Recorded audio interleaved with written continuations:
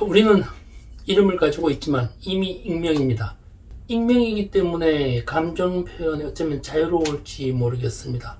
현실 생활에서 만남 중에 기분이 나빠서 페이스북이나 인스타그램에서 상대방을 차단합니다. 그럼에도 불구하고 상대는 아무런 상관이 없습니다. 어떠한 영향도 받지 않죠. 그것 또한 내가 누군가에게 차단을 당해도 아무런 영향이 없습니다. 저도 모르거든요. 서로가 서로를 모르는 상태에서 서로에게 호감을 느껴도 관계를 연결하지 않으면 아무것도 없다는 사실을 이야기하고 싶습니다. 우연히 만나 우연히 아닌 것으로 만들어낸 1995년도 영화 비포 선라이즈에 등장한 영화와 조르주 세라를 이야기하려고 합니다. 미술만평 91회차 박정수입니다. 오늘도 역시 구독과 좋아요는 이야기를 살찌게 합니다. 예술을 말합니다. 흔히들 예술은 영감이라고 이야기들을 하죠. 영감이라는 것은 창조적이거나 새로운 것을 만들어내는 계기가 되는 기발한 생각, 자극적인 착상을 말합니다. 1%의 영광과 99%의 노력이라는 에디슨의 말처럼 그런 것들은 순간의 선택이 좋은 예술품을 만들어내는 것 같습니다.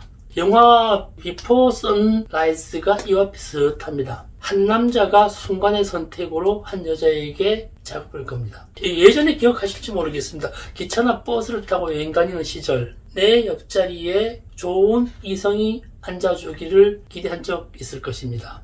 보통은 어른들이 오죠. 어쩌다 또래의 이성이 앉게 되면 가방에 숨겨둔 책을 꺼냅니다. 물론 평소에 읽던 소설이나 무협지가 아닌 여행용 철학책이나 미학책을 말입니다. 영화도 그러합니다. 기차 여행을 하던 남자가 여자에게 말을 걸고 중간 기착지에 무작정 내립니다. 도시에는 낯선 이방인이지만 두 사람에게 또한 낯선 도시입니다. 그러면서 두 사람만의 길고 긴 이야기가 이어집니다. 영화를 만든 감독도 참 긴 여정을 한 장면으로 포착해냅니다. 2004년에 비포 선셋을 만들죠. 2013년에 비포 미드나잇이라는 영화를 9년 간격으로 18년에 걸쳐서 완결합니다. 작업에 넘어간 여자는 남자와 하루 동안 데이트를 합니다. 거리를 걷다가 전봇대에 붙어있는 조르주 세라의 드로잉 전시회를 보게 됩니다. 영화 진행상 이것이 우연히 발견한 것인지 아니면 감독의 연출인지는 잘 모르겠습니다만 연출이라면 영화 내용과 상당히 잘 맞아떨어지는 부분을 발견하게 됩니다.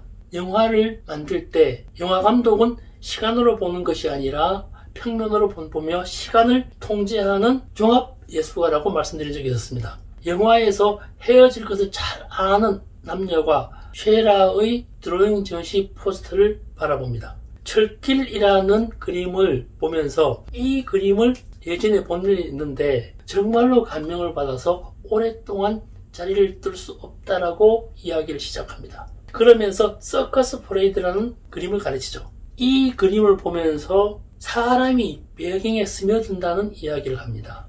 간호사라고 하는 드로잉을 보면서는 배경을 인물보다 더 중요하시 여긴다는 대사를 치고요. 임종을 맞이하는 아나이스 페브로 오몽떼에 대해서는 임종에 가까운 사람에 대한 인생의 덧없음을 이야기하고 있습니다. 다시 한번 이걸 번역하게 되면요. 기차역에서 우연히 만나 보통이지 않은 서커스처럼 줄타기라는 남녀, 그리고 누군가는 누군가의 치유 대상이 되며 누군가에게 기댈 수 있는 간호사 그림, 그럼에도 인생에 덧없이 흐르는 것 같은 임종에 대한 드로잉을 이렇게 배치한 것을 보면 영화의 전체적인 부분이 이 장면에 다 녹아져 있는 것 같습니다. 저만의 생각이라면 할 말이 별로 없습니다만 1시간 40분이라는 영화의 대다수의 영역을 이 몇 분의 시간에 우연히 마주친 포스터에 녹여내는 감독의 능력에 찬사를 보내고 싶었습니다. 정말 대단한 것 같아요. 또 이런 얘기를 많이 합니다. 중간중간에. 기차에서 내리지 않았으면 넌 지금 프랑스에 있었을까? 내가 지금 여기 있다는 것을 아무도 모르기 때문에 너무나 행복해. 우리가 살아가면서 하는 일은 더 많은 관심을 받기 위해서 한 행위가 아닐까? 지금 신경 쓰이는 건 바로 너. 이런 대사들이 중간중간에 나옵니다. 결국은 자유라고 하는 것은 무엇에 대한 일탈이며 그것이 없으면 자유라는 것이 발생하지 않는다는 것을 이야기합니다. 영화는 끝은 결국은 헤어지게 되어 있죠. 뻔한 스토리이기도 합니다. 그러나 상당히 철학적인 대사들이 많이 나오는 영화입니다. 이런 걸 질문하고 싶어요. 영화와 관련돼 가지고요. 지금 하고 있는 예술이 예술에게서 자유로운지 물어보고 싶습니다.